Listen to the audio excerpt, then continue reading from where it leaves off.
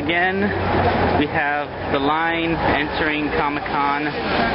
Doesn't look as long as it was yesterday, but it's already 10:30. I was hoping to be in by this time so that I could see the premiere of the Green Lantern cartoon.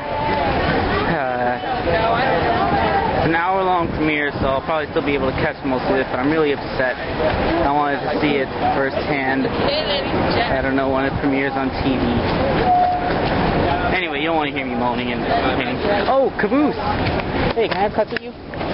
Thank you so much. Angel, why did you get here so late? I forgot my badge. I got up to the train, realized I forgot my badge, and I had to wait for my mom to run it up to me. It took her 15 minutes. Nice. Oh, you were at the train?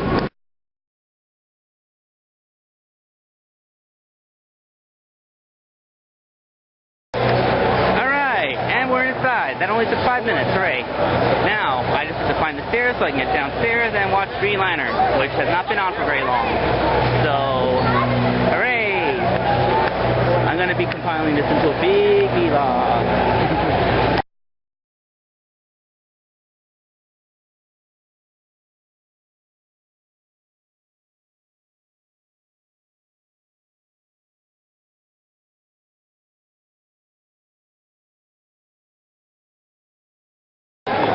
Hey, I'm back. Right now I'm in line for the Transformers panel, which actually doesn't start for another half hour. Hey! I just got out of the Green Lantern screening. They gave the first couple episodes, and then Bruce Timm started getting interviewed about it. One thing that really surprised me is that the show is actually done in CGI. The quality and art style remind me of Transformers Prime. It's really good. It's really good voice acting. The stylized animation looks really nice without looking too balloon animalish like some cheap CGI tends to get. Let's see. Without giving too much away, the basic plot is that Hal Jordan and Kilowog go to the frontier territories at the edge of Guardian Control space and try to help some Green Lanterns there who are getting killed. And they encounter the Red Lanterns, led by Atrocitus and stuff. Of course, these Red Lanterns are a little bit different from the comic. They actually are mentally cognizant. They're not feral monsters. They don't barf blood at you, but it's because it has to be, it's a TV series. It has to be okay for kids.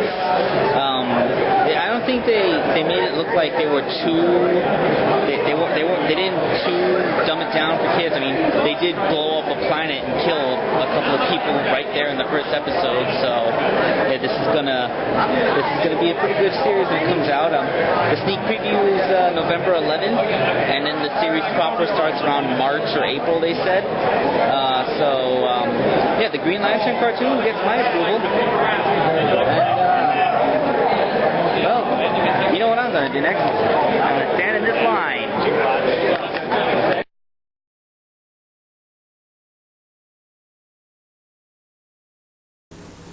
Yeah, I met internet personality Vangelis from thatguywiththeglasses.com. He was the only Channel Awesome reviewer I actually met in person at the con, but I'm really glad that it was him because I never really said this very much, but Vangelis was a huge inspiration for me when I started making custom videos, so he's probably the reason I'm a YouTube partner now, so yeah, he's awesome!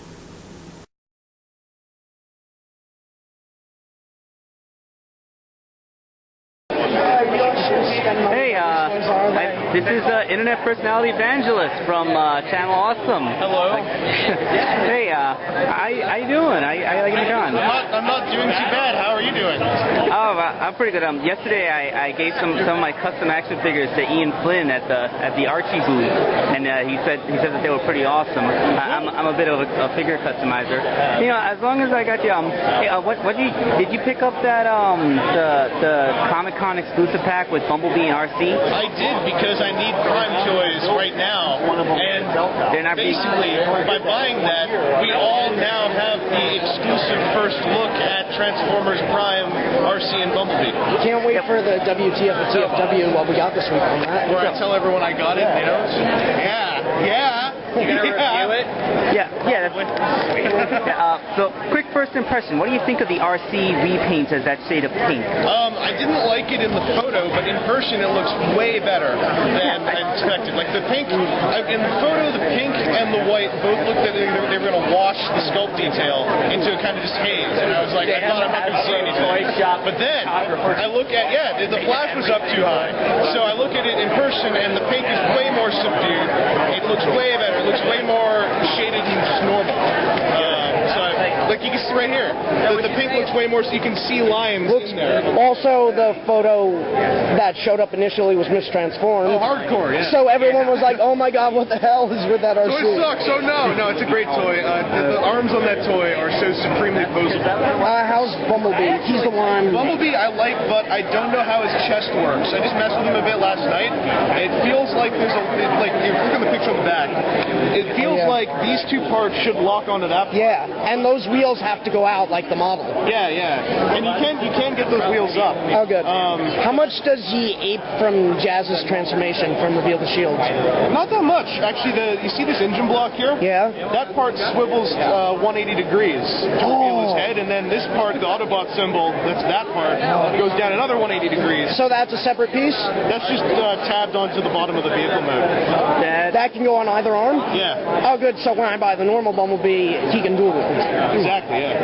That is pretty cool. Yeah, very well done toys. I'm excited for this. Oh, yeah. I really want the Prime and Bulkhead the most. I mean, Bulkhead looks a little mistransformed in the case, but... Yeah, he looks mistransformed in the DCC, too. It's kind of silly that they actually included Jack in there. I mean, do you really think that in the first episode Jack would walk up and profess his love to a pink motorcycle? Well, he would if he's in New York. And he's clearly in New York in that back. He's got a t-shirt and everything. I doubt my t-shirt has a skull on it, which is a whole lot less friendly and sociable than a New York t-shirt. Like if it said I love Big Apple, people would go like, oh, what a friendly guy. Instead, people are like, oh, who's that jerk with the skull on his chest? I bet he's some kind of troublemaker, what with his epaulettes and all that. So I have a tag in the way of my chest skull. There you go. So, which memories did you bring? I have energy and old. Those are the only two I have left. So. They weren't very much to fit in my luggage. Don't work in the axle driver fund? I think so. I don't have an axle driver, so I haven't tried it. I just don't want to buy anything like I I'm a memory dealer. Nice. I think I've bothered Banjos long enough. Let's stop recording. Okay, so I'm not really going to go into too much detail about the Transformers panel because I've been talking about them as I show the pictures of the toys. But there were some pretty cool people on the line, like Wreck-Gar, this guy with that shirt. That's probably the most parodied image, but it's always hilarious. And of course, me being a guy at a convention, of course I'm going to take pictures of every pretty girl in a costume that I possibly can. Of course, also, since I am a complete nerd, I'm also going to find any gatherings of a large quantity of Doctor Who characters. These pictures were taken from, like, the hip. I had to hold my camera out in a weird angle because it was really crowded. And a lot of girls went with the anthropomorphic TARDIS. Then they had a larger-than-life Dalek. Seriously, this thing was taller than me. I was led to believe that Daleks were only about 4 feet tall from the TV show. And we got more cool stuff like Joker and the Riddler. And, of course, I'm taking pictures of figures and toys. My dad was a huge Thundercats fan, so I always thought of him whenever I see any Thundercats memorabilia. You'll probably get a kick out of this, little Thundercats Lego figures. Livewire from the Superman cartoon. Never saw her before at any convention. I'm glad I found her. Mega Man X. Remember the previous day I found a Mega Man. Here's a wonderful Mega Man X. I was tempted to ask to try on the helmet, but, you know, respectful. I was tempted to buy this model. But it costs $20 and it's only 4 inches tall. I'll talk more about models tomorrow. Fierce Deity and Zorlink. and probably one of my favorite Transformers costumes, Transformers animated style RC. I love how her side skirts are actually pouches to carry stuff. And of course the big Creon mascot, giant Creo Optimus. Not sure if it was custom parts or if it's built out of Creo bricks. And of course, you know, Scott Pilgrim's Ramona, Ramona Flowers. Got, if you look in the background, you can see the Headless Rider behind Black Marvel Girl or whatever she is. Ramona Flowers with the, you know, Amy Rose. Sonic cosplayers were significantly rarer this year than the previous year. I ran into quite a few Sonic cosplayers before, but not so much this time. Of course, you can probably tell that by now I'm in the anime section of the convention. I really love this Alphonse. That's very detailed. Of course, this is probably the only Portal character I saw. You know, the one who actually wields the Portal gun instead of just GLaDOS or Companion Cube. And then Yu-Gi-Oh stuff. Dark Magician Girl, Seto Kaiba. I also saw some Yugis and stuff. Oh, the Rocketeer! This was an amazing costume, and I had to get a front and back because that rocket pack is so detailed. Oh, and another Fiona. Yeah, in my opinion, I think that this was the best Fiona from this year's convention. That's really saying a lot because there were a lot of people dressed as Fiona from the Rule 63 episode of Adventure Time. And of course, we're all paying our respects to the lovely ladies of Comic-Con. Power Girl, Supergirl. You know, when they show up, it's just such a treat to see. Especially this particular Mystique. I can't believe she actually had the guts to go out in public like that. And of course, more toy pictures. This is a complete Stell. He is truly a glorious figure. He's one of the Build-A-Figures. You have to buy 6 figures in order to construct him from the parts they come with. This Stell costs $70, which sounds like a lot, but if you actually bought all 6 figures and built them yourself, you'd probably spend closer to $100, so I guess it's a bargain. Of course, a $70 action figure is nothing compared to this B9 robot from Lost in Space. I walked up to him to admire it, and I found out that it cost $400, and I quickly backed away for fear of accidentally damaging it and having to pay for it. And then we got Sinestro's Core Scarecrow, She-Hulk. You can tell by looking out the windows that this is pretty much the end of the day. I took these pictures just as I was about to leave. And of course I follow up a picture of Yoko Littner with the Penguin. Haha.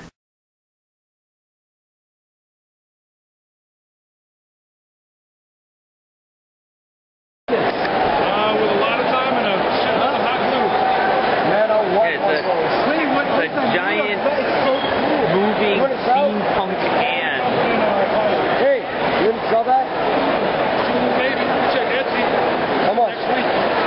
Oh, I don't know. I had to do some calculations. Oh, man, I want one of those. Hey, can you flex the fingers a bit more? Get a finger. Randy, take a photo for me. Lock on. That's right, on it. I mean, I'm going to bring it. That's a big old mechanical fist.